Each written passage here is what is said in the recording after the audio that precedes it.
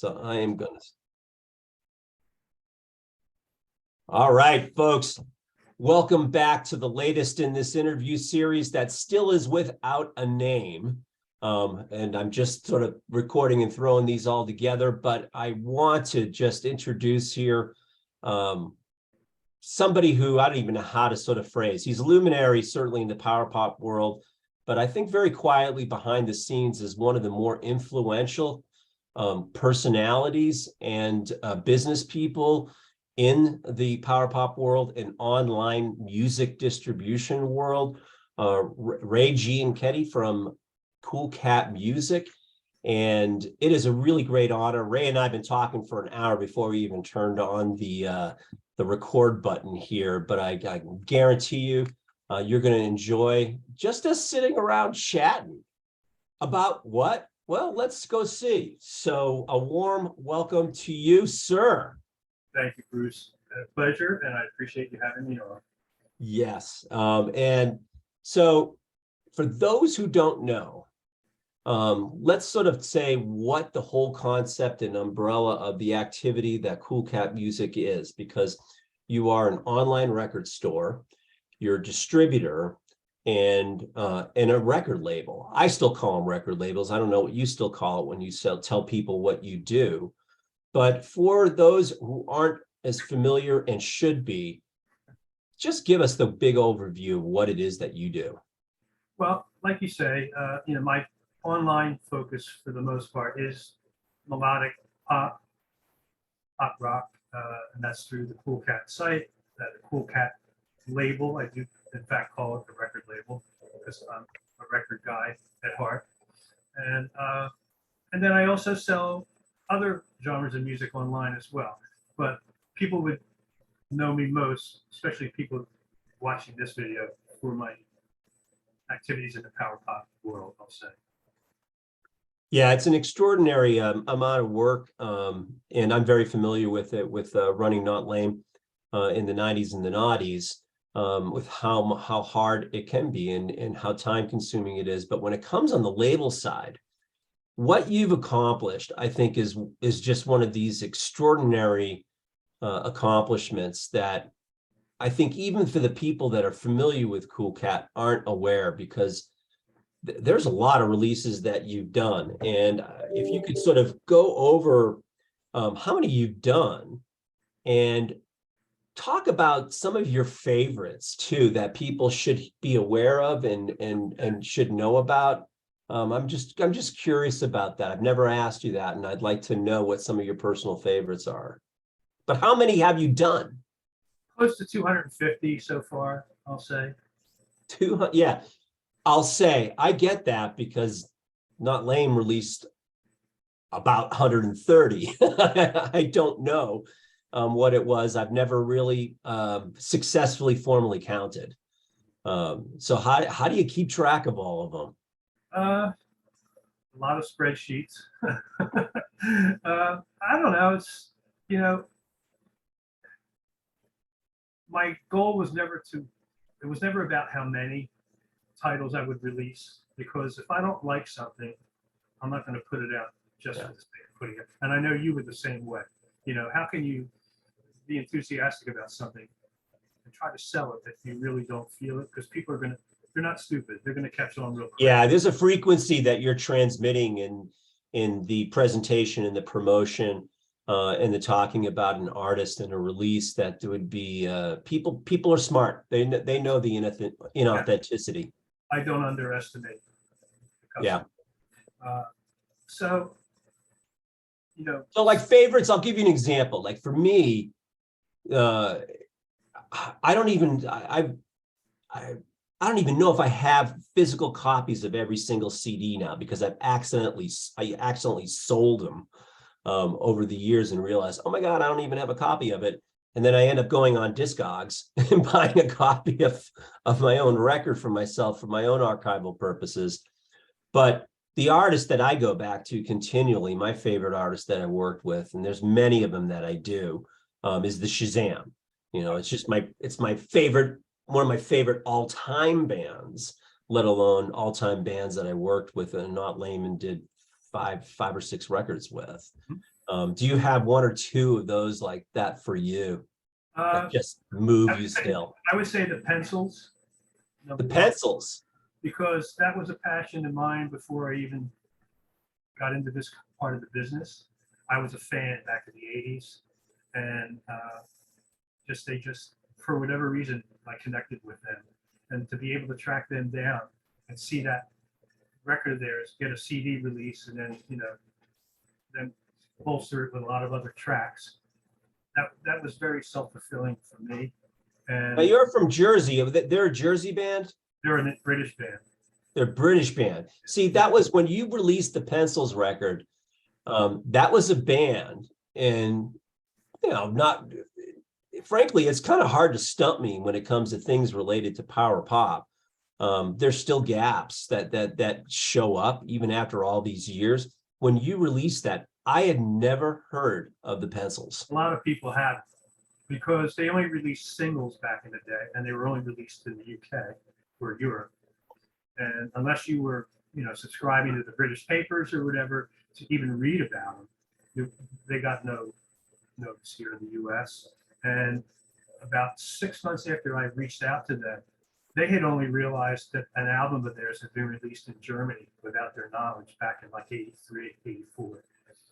And so that was news to them because their manager never told them that there was an album.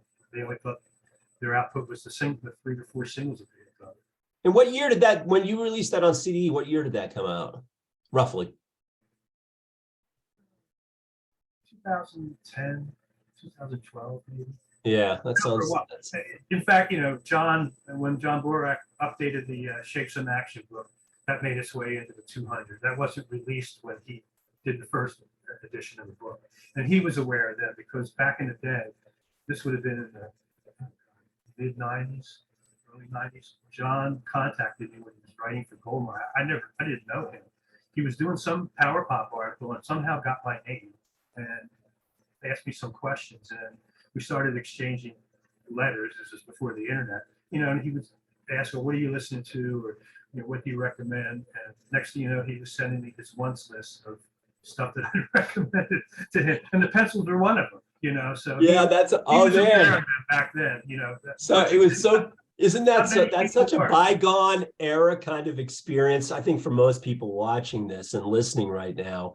They're about our age. And the memories of the handwritten want lists and going into record stores and then pen pals with other men strewn out across the world, sharing want lists and tracking things down and working off of that. Like you, I had the connection with John Borak, Jordan Oakes, David Bash before the internet. In the very early 90s, exchanging handwritten letters and AOL emails. And frankly, those were the inspiration for me for starting Not Lame Recordings in 1994, was that kind of little unofficial community of passionate music fans like that. So, and John, I remember he wrote an article a few years ago in Goldmine that focused on some of Kool Cat's releases, some of his favorite Kool Cat releases that people might have overlooked. I'm trying to remember. He had Brian J. Klein on there. He had Magpie, Skooshny, some other ones that I didn't even know were on Kool Cat.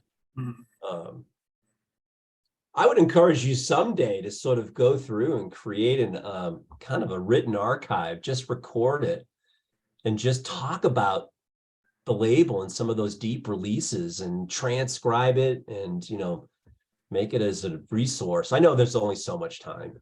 Yeah, and people have approached me about doing a book, and I'm thinking, who would read it?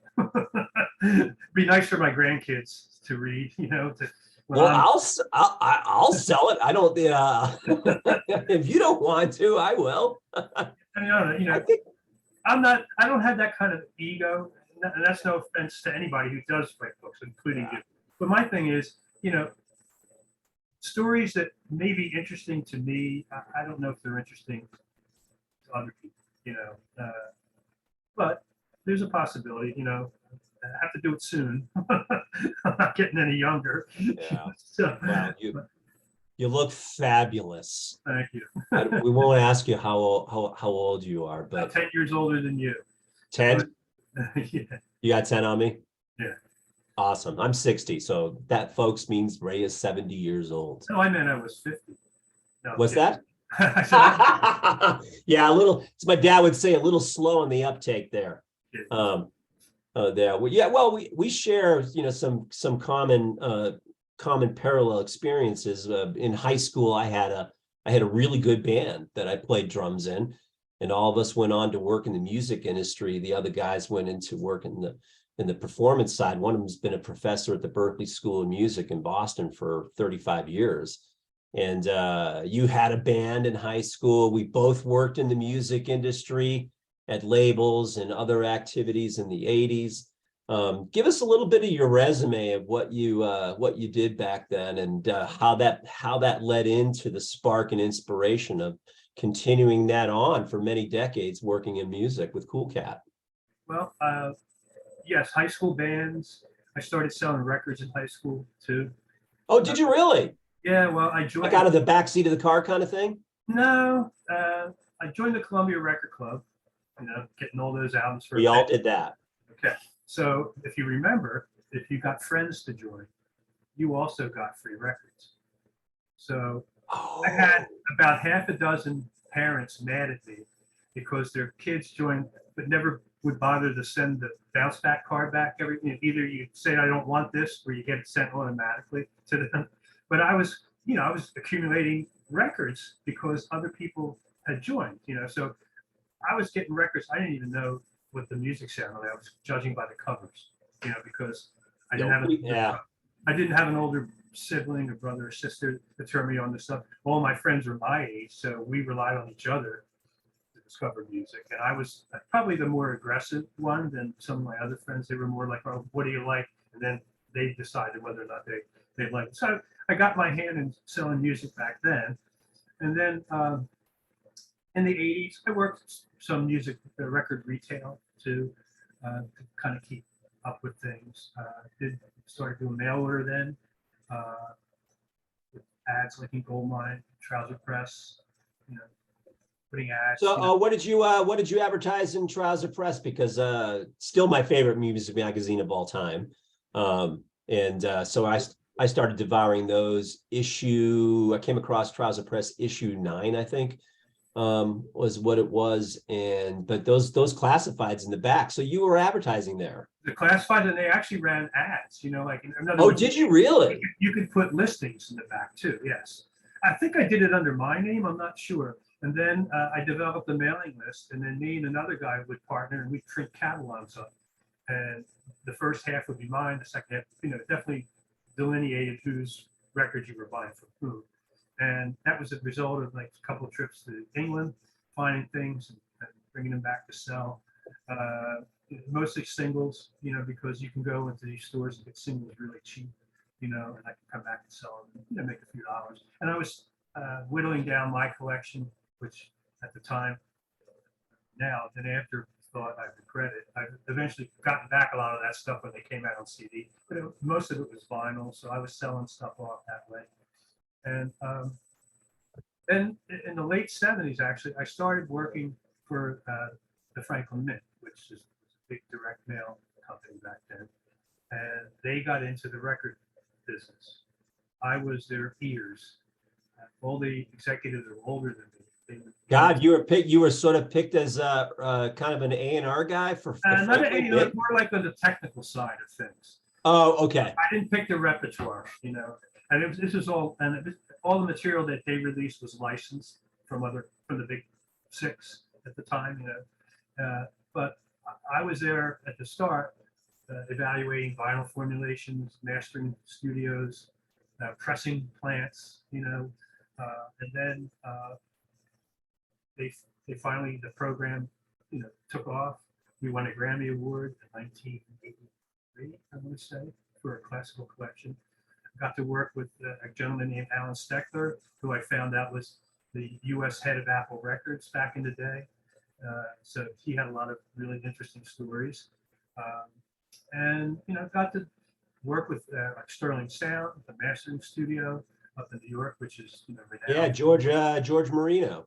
George was there, right? Yeah. Ted, I can't remember Ted's last name. There was a guy, Ted, that was there. And Lee Holko was the guy who owned it. And he was friends with Paul Samuel Smith, the bass player from the Yardbirds. So he Yeah. had really good stories to tell too, And so anyway, I did that. Then in the late 80s, I worked for NARM, which was a trade association for record labels and retailers. I worked for them I remember them well. for 4 years, and then was hired by EMI on the distribution side.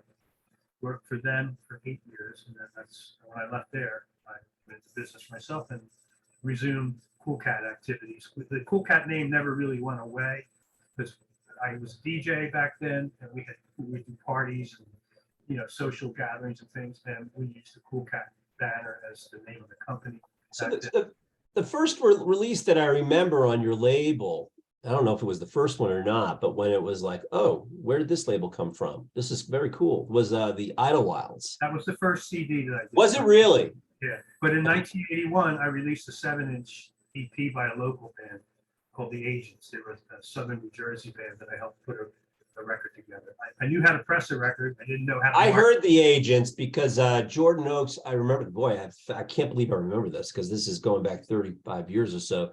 That was The Agents was on one of my tapes that Jordan made for me. And he got that from me. Yeah, there we go. Not the tape, but he got the record for me because we were trading back then too.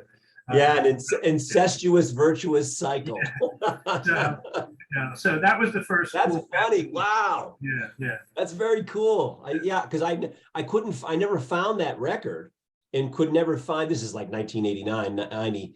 I couldn't find anything more on them. Yeah, but that was yours. Yeah, that was a one and done for them. They were good Very band. cool. The record didn't really capture live. They kind of reminded me of the Plimsolls, but the record didn't capture that.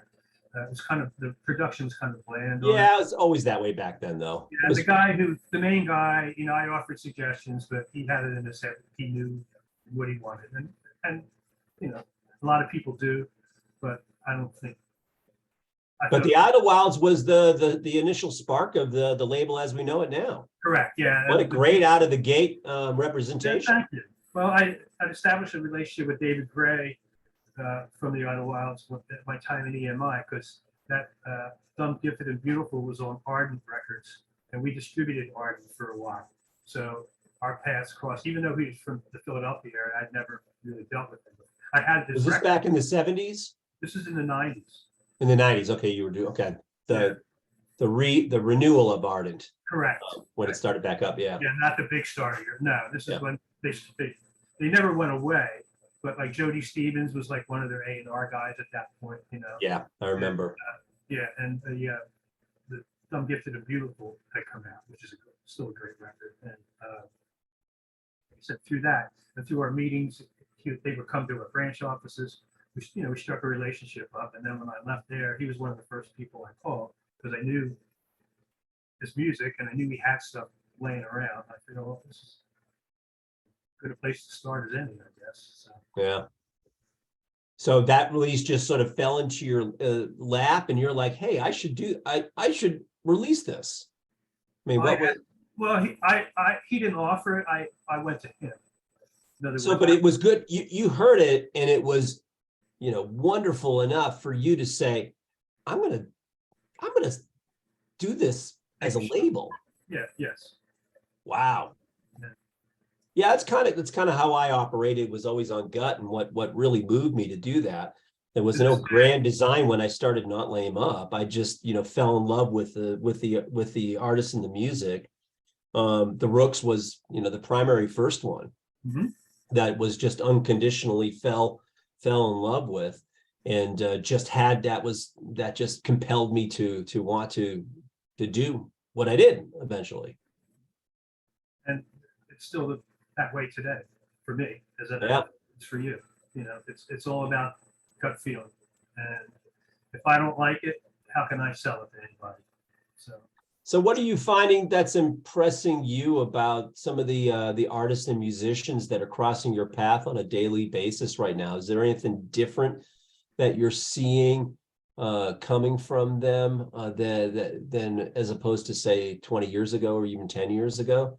Say, for the most part, I'm going to say no, because at least the people that I choose to work with, because they're kind of in that, they're in that lane where, it's safe in a way, but it's fresh in a way too. And if they're doing it the right way, or what I feel is the right way, then I'm going to proceed. The thing that I've noticed that's different I don't, tell me if you have noticed this as well, is that the musicians, for better or worse, or really agnostically are this way, aren't really career motivated. They're not seeking the big record label deal. They're not seeking the big deal. They're not, I mean, they would love to make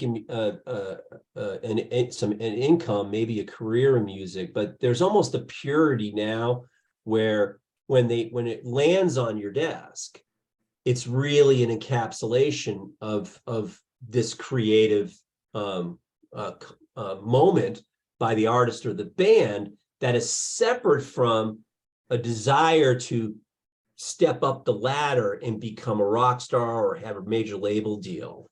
Well, You found that?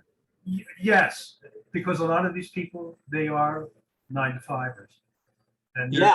they're releasing music. That's their creative outlet. And hey, if a major would come and scoop them up, yes. But I don't know about you, but if you look at the major label release schedules these days, I do still look at them. crap. It's crap. In Yeah. my mind, I mean, there's not a lot of releases, number one, and there's no such thing as artist development anymore. It's, if you're lucky enough to get a deal, it's usually one and done. And there's not a lot of activity in what we would call very generally rock and roll. There's very, very little. Yeah, some labels, they're relying on their catalog, all these reissues. Yeah. That's what's keeping them going. They're not actively looking, at least that I can see. They're not coming up with a lot of new talent, other than the manufactured, what's considered top 40 these days. Which I have no interest in. So that wouldn't be anything I would even. Yeah, I would think. Sell it. So you're looking at your CDs behind you, which are representing a small fraction of the CDs that you do have, and LPs and singles and all that. I know you're very much like me, sort of what I always refer to being a pantheist. I kind of worship at the altar of all. When it comes to music, there's many, many different music stylings and genres and subgenres that I am very passionate and knowledgeable about. I'm curious what some of your genres and non-power pop and melodic rock music that take up your listening time. Jazz. You got to give some specifics with the artist, though. What? Oh, I like a lot of the classic Blue Note stuff, and the classic Verve stuff. I'm a big Hammond organ guy, so anybody, Jimmy Smith, Charles Earland, Don Patterson, Brian Auger. Oh, wow. I love Hammond organ stuff. I love Miles Davis, the earlier Miles Davis stuff, not so much the fusion stuff. I like Lee Morgan, Hank Mobley, Horace Silver. I like a lot of the jazz vocalists, like Mark Murphy's one of my favorites. Eddie Jefferson, Sarah Vaughan, Donna Washington.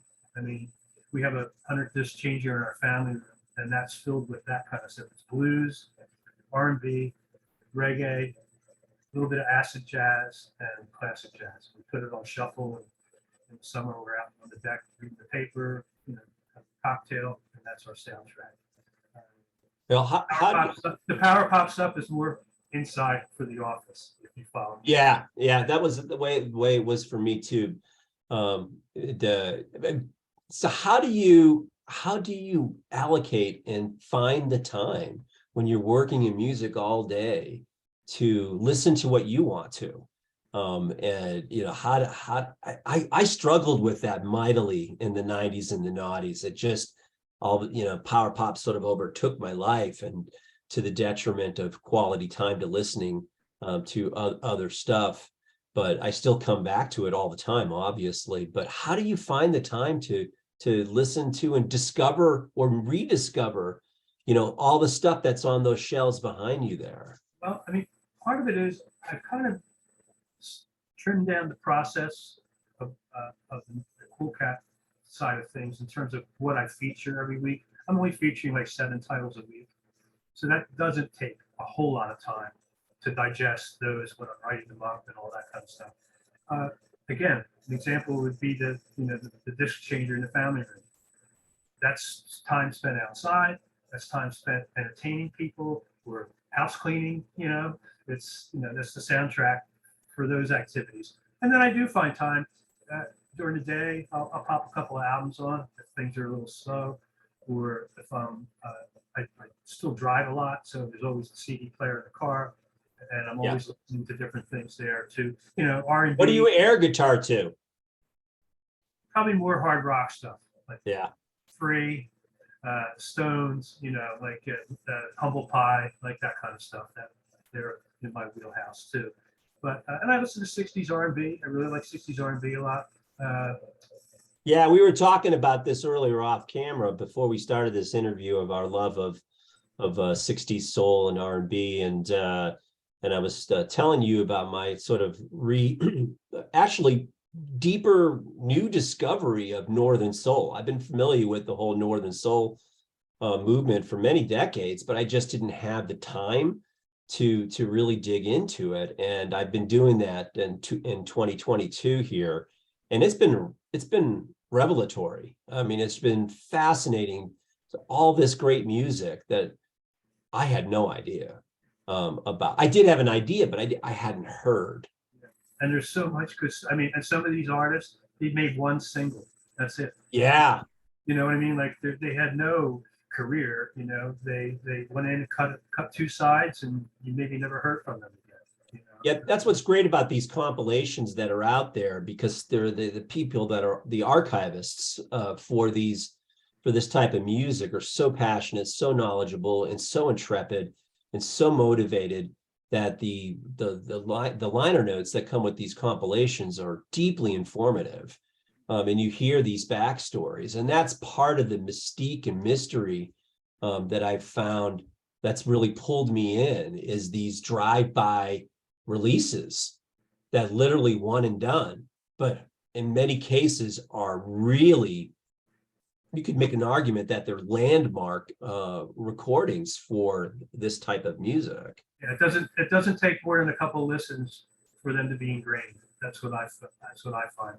I find Yeah, humming things to myself or pulling things out because they're just so good. I mean, they're I almost want to say kind of innocent in a way, because when these guys were doing this stuff, I mean, you don't know what hopes they had, but what came out of that whole 60s, early 70s R&B scene, all these little labels, again, one and done labels, is amazing. And leave it to the Brits to come up with all this stuff, because that's where all those records are now. They're in the UK. You know what I mean? They've come well, those were amazing cultural appropriations, with jazz, with blues, with soul, with R&B, of traditional American music idioms that weren't that old at that time mostly, and making it their own.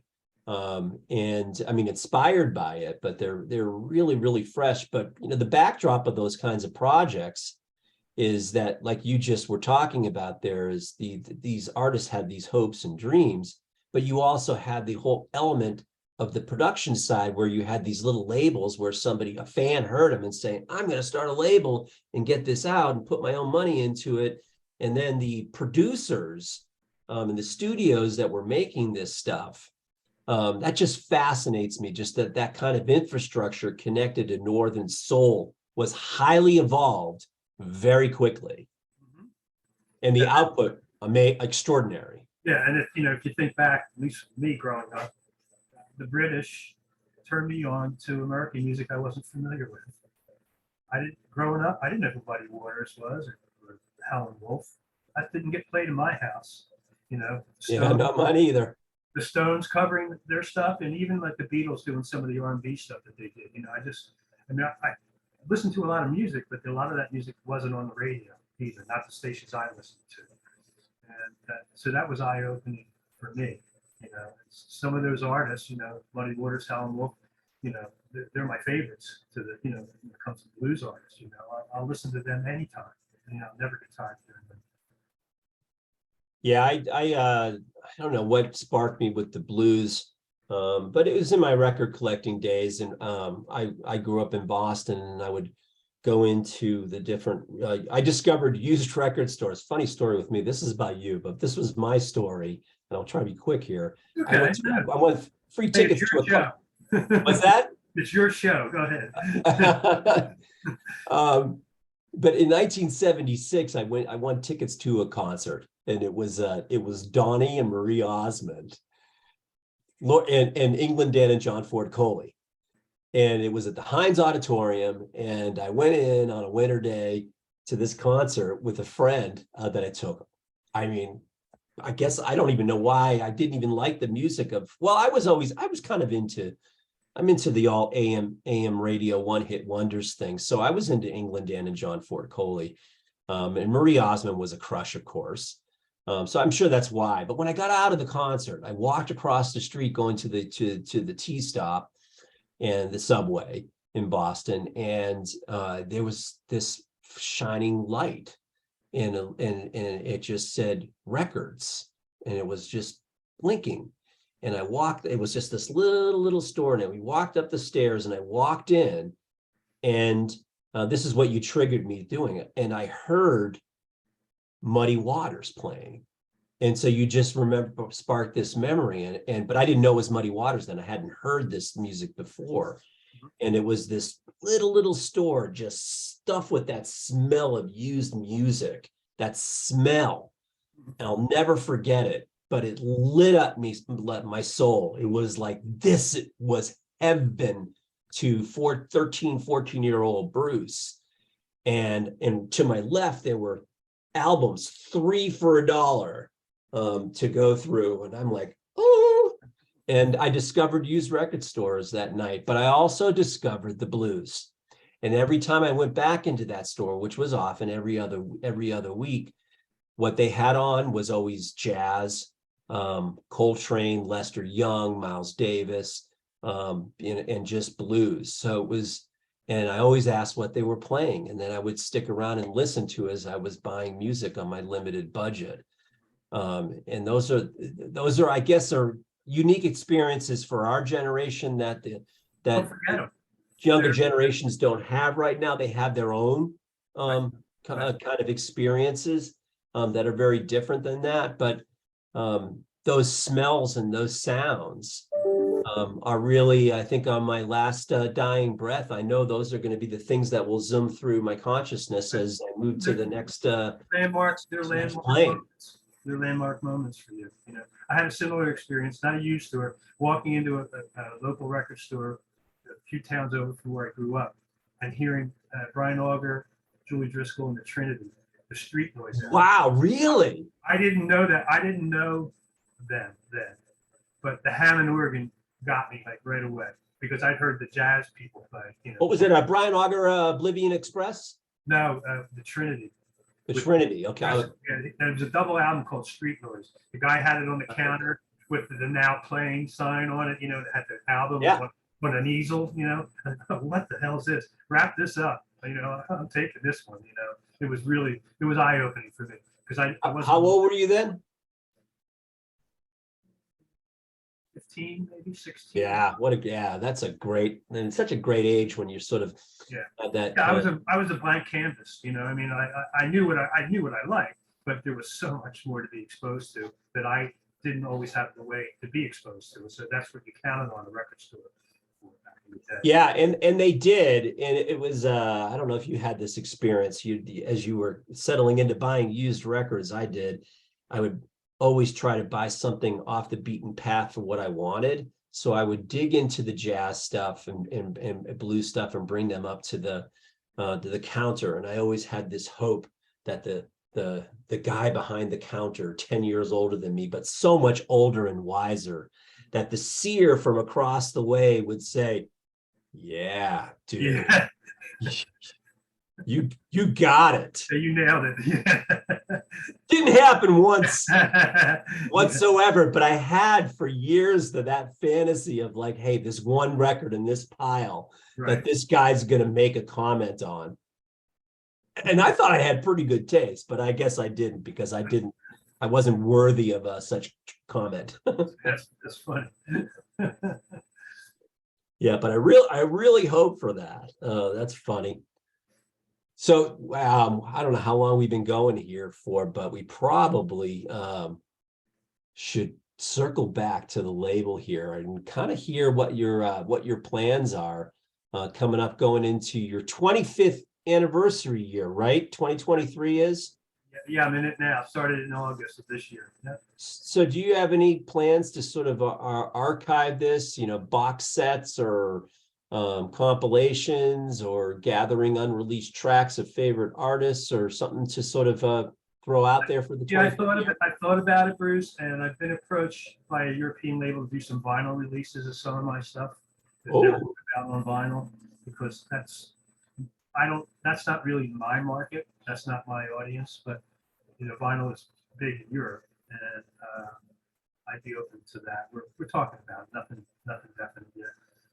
but on the label side, are you thinking of anything with any special sort of archive release, even if it's a single CD or something? I mean, with that many releases, it's kind of hard to whittle it down to one CD. You know what I'm saying? I don't want to hurt people's feelings. Even if Yeah, I did couldn't one do it. track from every record, you're talking 200 some tracks. How many CDs? That is a box set at that point. That's a possibility. I mean, um, I'm so wrapped up in like new projects. Sometimes it just time becomes a factor too. That takes a lot of energy, to do something like that. Whereas when people are handing you the finished product, it's a lot. Yeah. Yeah. Well, I won't ask you some of your favorite artists on the label because that's always a loaded question for a label person to answer.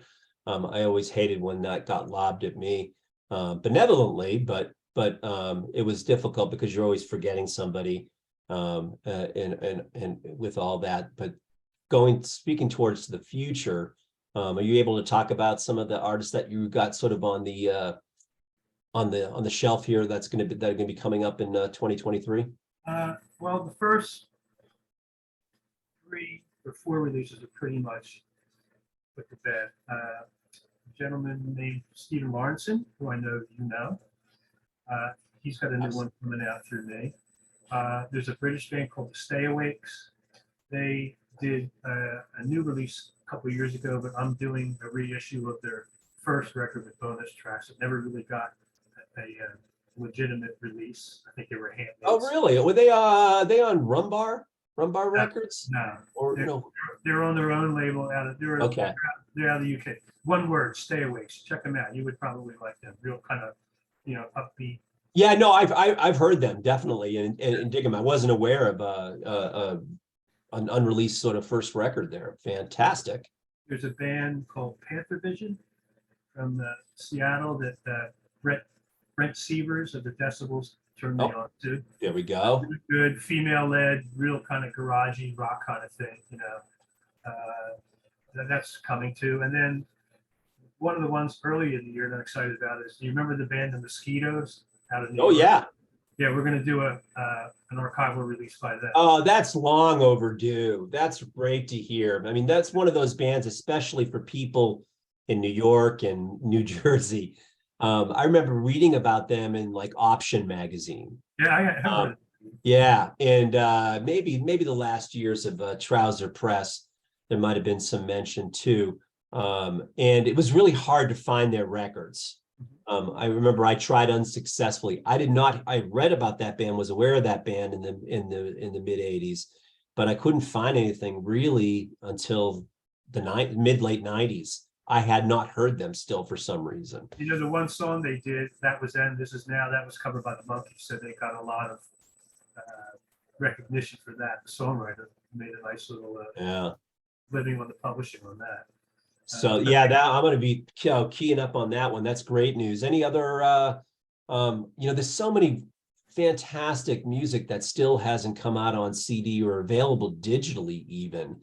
Yeah. I think, for example, like the Fool's Face catalog has never been archived proper. I get asked about that one all the time, but for whatever reasons, the band doesn't seem to be terribly concerned or Yeah, inclined that's about the that. other thing. I try, but sometimes people just, they don't want to, everybody's scattered, they're not talking to one another, Yeah.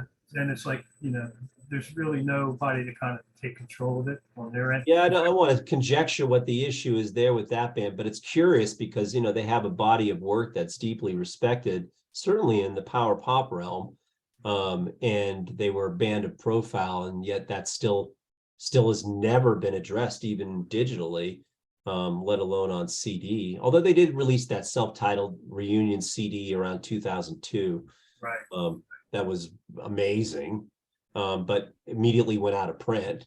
And hasn't been available since. So are there any archival projects like that sort of how do those land on your lap, or do you sort of pursue those? Recommendations. Another thing that's coming is a band called Fringe Benefit. They had one album on Oh Capricorn. yeah, on Capricorn. Yeah. On Capricorn Records, which was like, why was that on Capricorn? Exactly, because they were British. They weren't from Georgia or anything. No, and they weren't Southern rock. Turns out the guy who was running Capricorn at the time was a Brit. He was, I think, South African, but he made his name was Frank Fenter. He made his bones as an A&R guy for Polygram over in England. Were Fringe Benefits South African? No, they were English. Yeah, okay, that's what I thought. Okay. Yeah, but he ran the label, and he signed Easy Street. You remember them? I'm sorry, what band? They were called Easy Street. No. They're a British duo that were on Capricorn too. Okay. So Fenter brought some of these European acts to the label. And Fringe Benefit was one of them. So we're doing a reissue, or it's never been on CD. We're going to put that out. Of that album? Yes, with bonus. Oh, that is, and then I imagine there's some extra stuff that will be in that. Yes. Oh man, that's super exciting. Yeah, that's a good record. Yeah. What else? We've got a Pencils tribute we're doing too, a 2 CD Pencils tribute with 12 different people covering Pencils tracks. That's pretty much put to bed. That's a passion project, I would imagine. Yeah, definitely. My feeling about that. Good for you. Who else? This group, Your Academy. They're out of Memphis. Oh yeah, they've been around for a while. Yes, yeah. Yeah, I remember them. 15 years ago, I think, somewhere in the mid '90s. I think I remember an EP or something like that. So they've got a new one coming this year. What else? The 7 and 6. You know them? That's First Lady of Pop. California. Lisa Michaels? That's who I consider the first lady of pop. Lisa and Tom. It's a side project of her husband. Oh, okay, so it is. Yeah. Yeah. Oh, okay. Yeah, they did an I EP. consider, yes.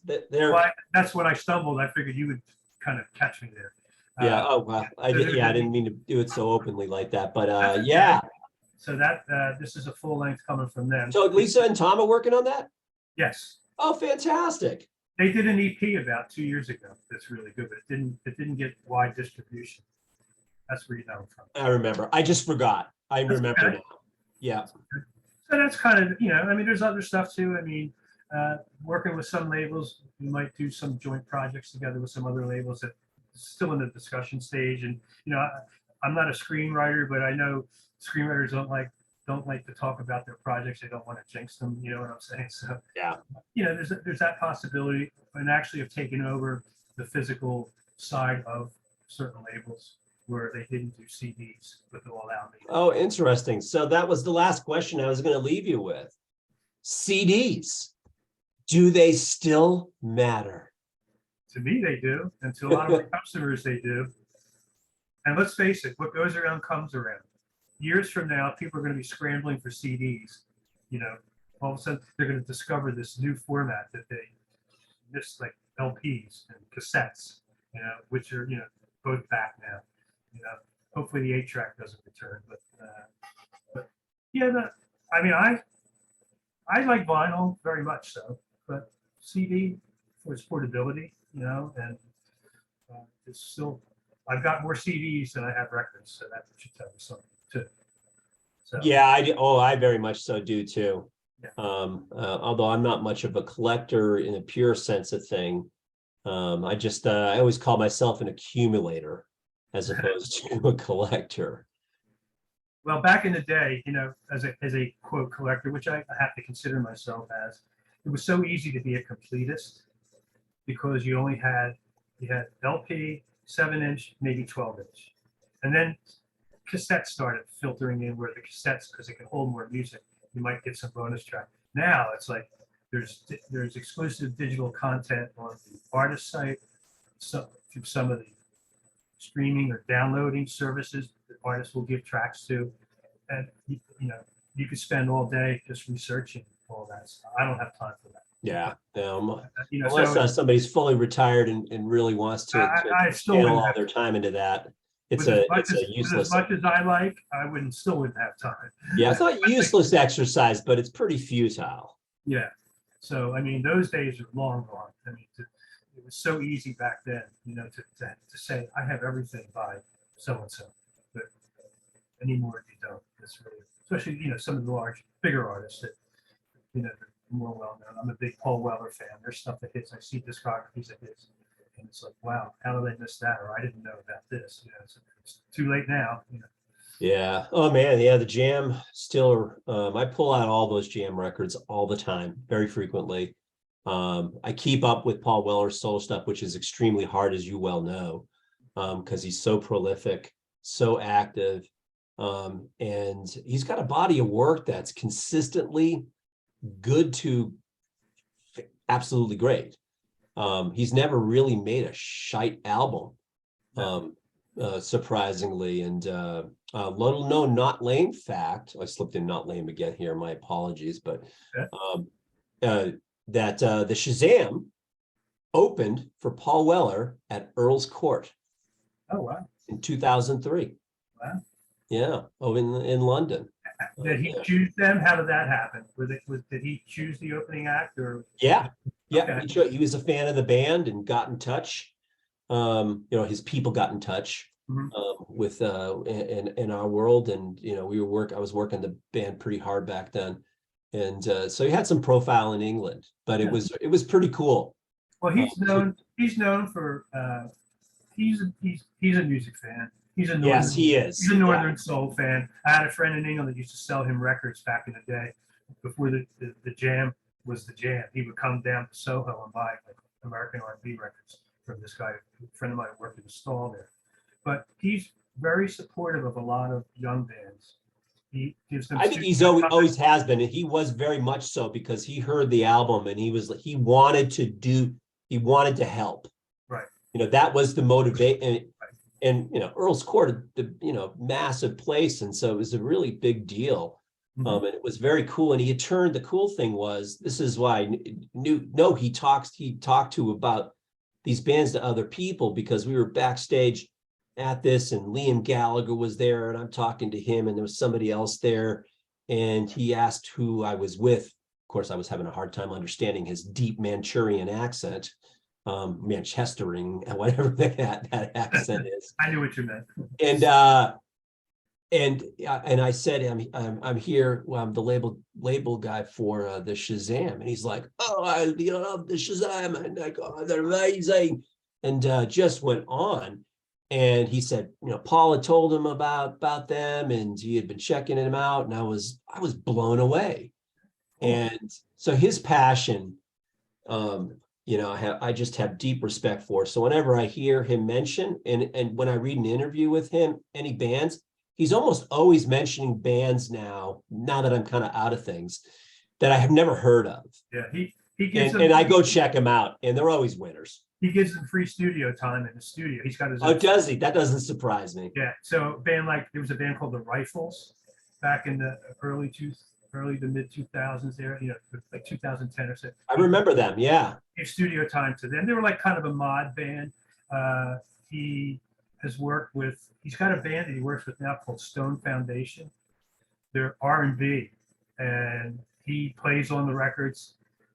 He gives them all the studio time. You should check them out if you get a chance. I will Yeah, I got a bunch definitely. of records out. Again, not something I would sell. I would love to sell, but I don't think it's my audience. But it's really good blue-eye soul stuff that this band does, and he has taken to them, and he's given them studio time. I think he helped a band from Ireland.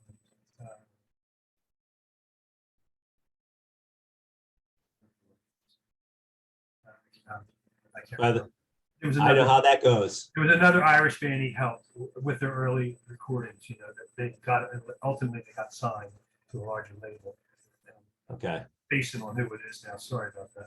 Well, there to our dear listeners leaning in, there is a little tip in this last discussion, the last few minutes, of how to go on the journey of deep music discovery, which is, you know, take an artist that you deeply respect who has an open mind, that in his interviews and his public front-facing activity mentions bands. You know, those are great rabbit holes to go down. Paul Weller, I think I would put him at the top of the list of an artist that I respect for music recommendation for many decades.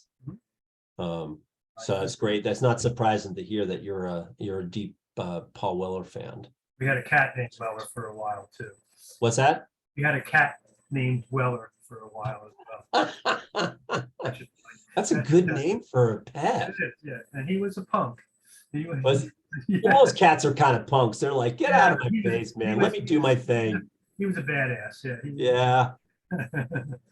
Well, Ray, I thank you so much for your time here and sharing it as we've gone well, done probably a whole bunch of rabbit holes in retrospect here, but you are a person I have deep respect for and have for many decades at this point right now, and I wish you Godspeed for the future, which is still a large horizon still ahead, and I really look forward to hearing and tracking everything that you do. Bruce, I appreciate that, and right back at you with the mutual respect. It's taken a while, but this has finally happened, and I'm really happy. Yes. So the best place for people to check out Kool Cat, just make sure for those, I'll link this up there, but throw it out. KoolCatMusic.com with all K's. All K's. See, that's the important thing to remember, folks. If this is new to you, all K's. KoolCatMusic.com. Well, thanks so much again, Ray, and I look forward to 2023 and what's ahead Thank you, here. Bruce. And again, I appreciate you having me on. Thank you. All righty. Take care. You as well.